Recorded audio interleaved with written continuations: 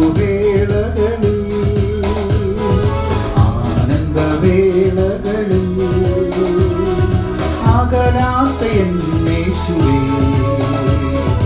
അങ്ങയുടെ പാദം കുമ്പിടുന്നു ഞാൻ.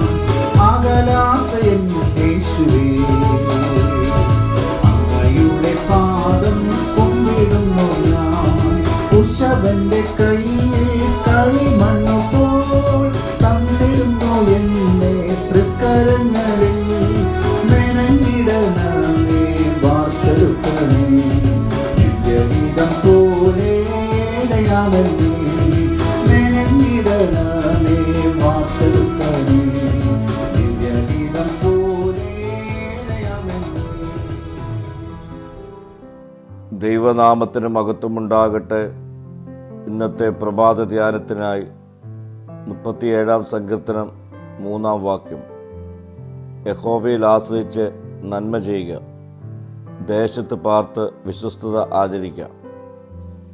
അഭിവൃദ്ധി പ്രാപിക്കുന്ന ദുഷ്ടന്മാരോട് അസൂയപ്പെടുന്നതിന് പകരം ദൈവത്തിൽ സജീവമായി ആശ്രയിക്കുവാനും സദ്ഗുണത്തോടെ ജീവിക്കുവാനും നിലവിലെ സാഹചര്യങ്ങളിൽ സുരക്ഷിതത്വവും സംതൃപ്തിയും കണ്ടെത്തുവാനും ഈ വാക്യം നമ്മെ ഓർമ്മിപ്പിക്കുന്നു.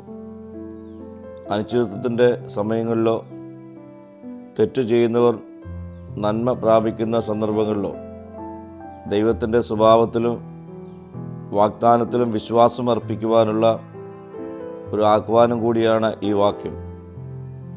ആന്തരിക വിശ്വാസത്തിൻ്റെ ഭാഗ്യ പ്രകടനമായി നന്മ ചെയ്യുക എന്നതിനെ നമുക്ക് കാണാം.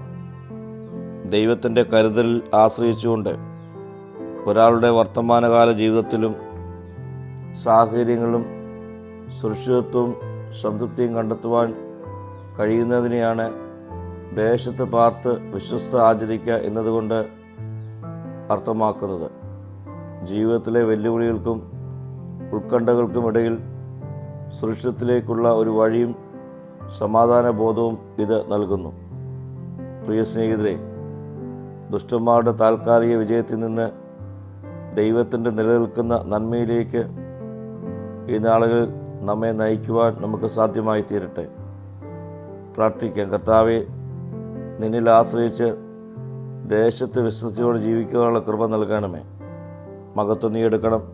യേശുവിൻ്റെ നാമത്തിൽ തന്നെ. ആമീൻ.